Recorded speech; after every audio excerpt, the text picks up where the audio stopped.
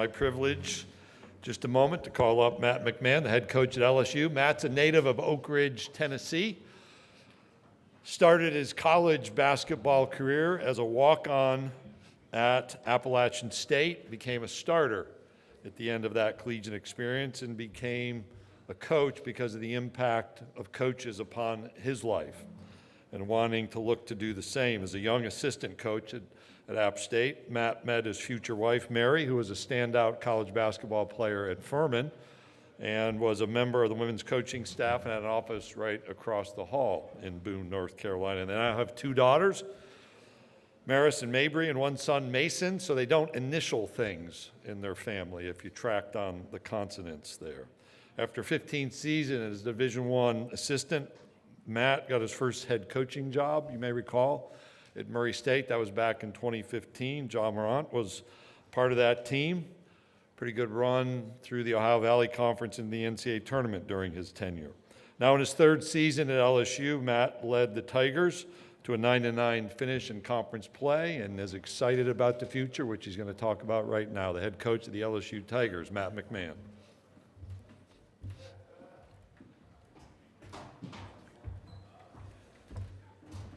Thank you, Commissioner. I appreciate the introduction. Excited to be here today. Really honored to have with us two players. Jalen Reed, who's in his third year in the program, has had a terrific offseason. He's 6'10", 250 pounds now. Really expect him to take a big jump here as he enters year 3. And also Cam Carter, who's a transfer guard from Kansas State, native to Louisiana. Averaged 15 points and 5 rebounds a game a year ago. Excited to have him back home and really looking forward to the impact he'll have on our program. I think for us as a team and especially as a program, we look to capitalize on the momentum that was created in the final months of the season last year with some of those big wins over great programs like Kentucky, South Carolina, enabled us to finish in the top half of the SEC. Tried to transcend that into a great recruiting class, a top 10 class of 3 really talented freshmen, and then we signed 3 senior guards out of the portal, the aforementioned Cam Carter, Jai Bailey from Richmond, and then Jordan Sears from UT Martin. And now trying to continue to build on that with another top 10 class, and just really excited about the direction of the program. So with that, love to open it up for any questions. All right, raise your hand if you have a question, and we'll get one of the remote mics to you. And a reminder to please identify yourself and the outlet you represent. Let's start right in the middle on the front row. Anthony Christensen with the Whole Hog Sports. Obviously, you mentioned Jordan Sears there making the jump from UT Martin in the Ohio Valley to the SEC. Same jump you made when you left Murray State for LSU. Just what are the challenges that kind of come with that jump, and how have you seen him kind of take that on?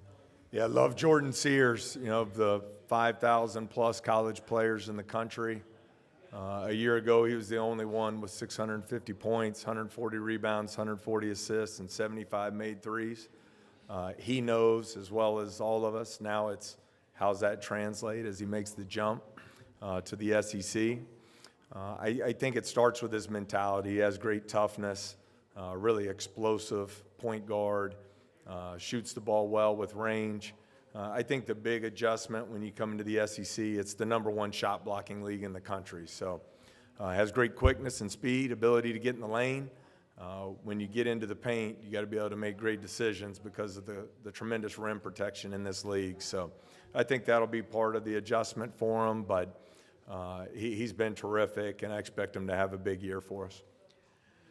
All right, raise your hand if you have other questions. Let's go to the third row on the right. James Fletcher from On3.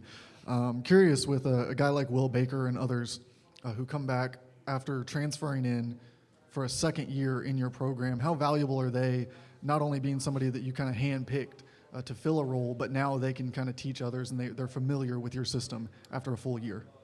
Well, I think, not to overcomplicate it, but you really have 3 different areas as you're constructing your roster now in today's game. It starts with the player retention. The first bucket, second bucket is the portal, and then third, the high school route. But we really love the player development piece. So I love being able to bring players in and have them in the program multiple years. That's why I talked about Jalen Reed when we first got started. I just love his growth and development. I think our new strength coach, Mike Chapman's done a tremendous job with him. He's now 250 pounds. He's moving better than he ever has before. And I expect him to take another big jump. You know, he went to not shooting the three as a freshman. Last year he shot it at 39%. Now I want to see him get a higher volume of threes in addition to his ability to attack the rim and finish. I think Mike Williams is a guy who averaged 8 a game as a freshman, shot at 38% from three, has had a great offseason in the player development program, and really has emerged as a leader on the team. I think in this new era of college basketball, really identifying leaders in your program can be challenging, and Mike's a guy that stepped up for us. So I think that retention piece is incredibly important. Okay, raise your hand. Other questions? Let's go to the middle, almost the end of the last row there. Yeah. Reed Darcy with the Ad Feed. Coach, I wanted to ask you about a couple guys we didn't see play last year, Damian Collins and Corey Chess. What can we expect to see from them this season? Yeah, really excited about both. Damian got off to a little bit of a slow start. He ended up needing shoulder surgery. He's been fully cleared, 100%. He's been a full go since the 1st of August.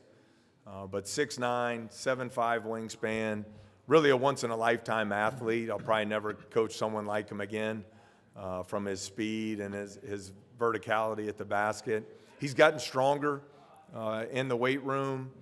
I think he's put himself in a position to really have a breakout type season. Corey Chest, one of the best instinctual rebounders I've had the opportunity to coach. He just has a great motor and energy, chases rebounds both ends of the court. I think when you look at our front court, both Damian and Corey are certainly guys that will be big factors for us. Raise your hand. Other questions for Coach McMahon? Let's go to the left side, second row.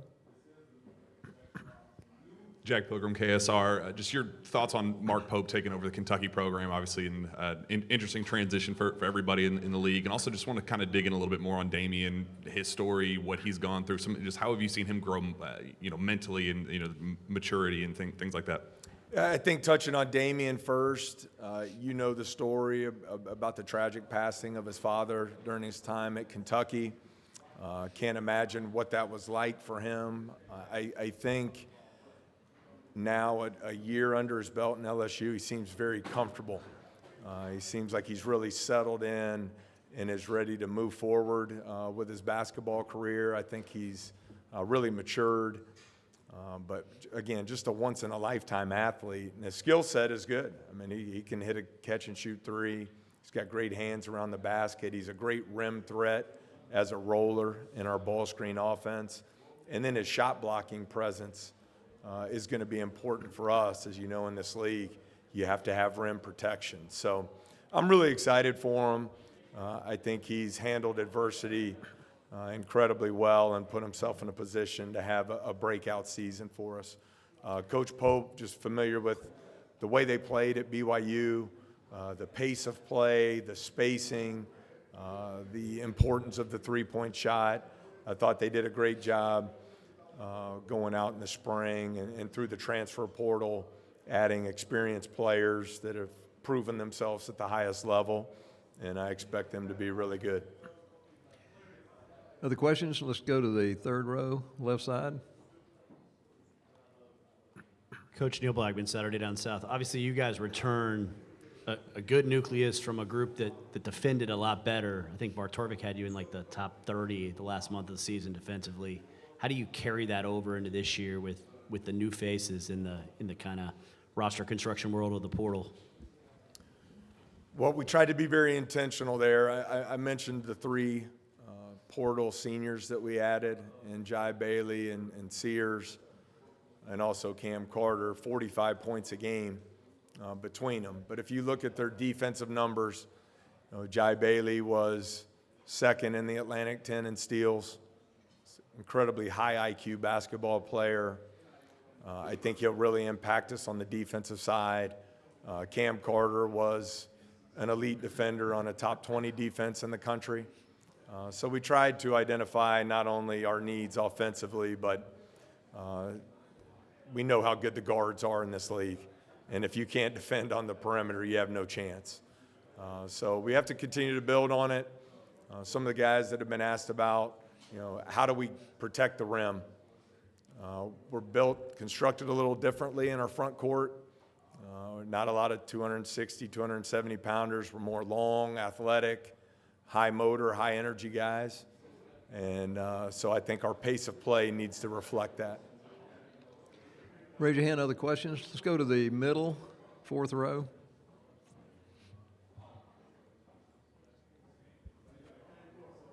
Peter Routerkiss with AL.com. Coach, you've coached against Janai Broome both when you were at Murray State and he was at Moorhead and now in the SEC. Just what kind of challenges does he bring, matchup-wise? Yeah, it seems like it's been a decade or so coaching against him, but just you've seen his game grow and develop. He's always been a dominant scorer around the rim.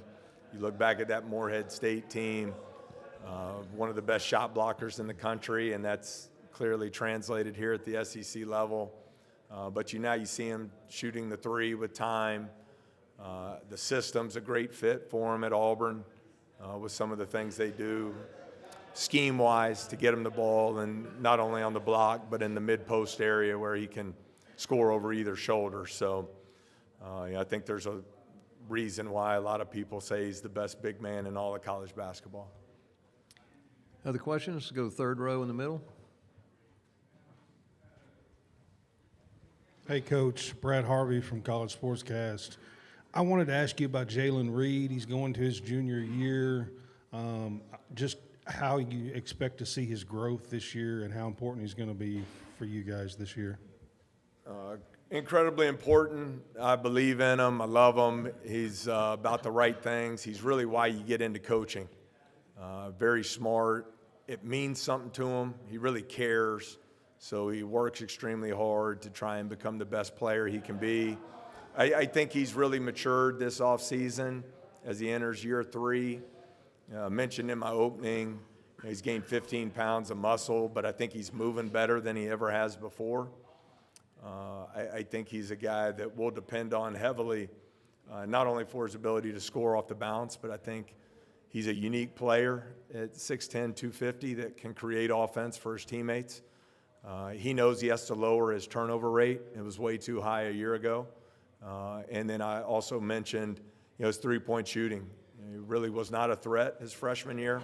Last year as a sophomore, 39%, shot it really well. Want to see him increase that three-point volume. Doesn't need to take 10 or 12 a game, but would like to see him shoot it more because he's really worked hard to develop into a good three-point shooter. All right, next question. Let's go to the front row in the middle. Drew DeArmond, WZZN Radio, Huntsville, Alabama. Coach, I wanted to ask you about the staff additions. I know you hired a new associate head coach and, of course, Jalen Courtney Williams as well. Just talk about those additions to your staff and what they bring.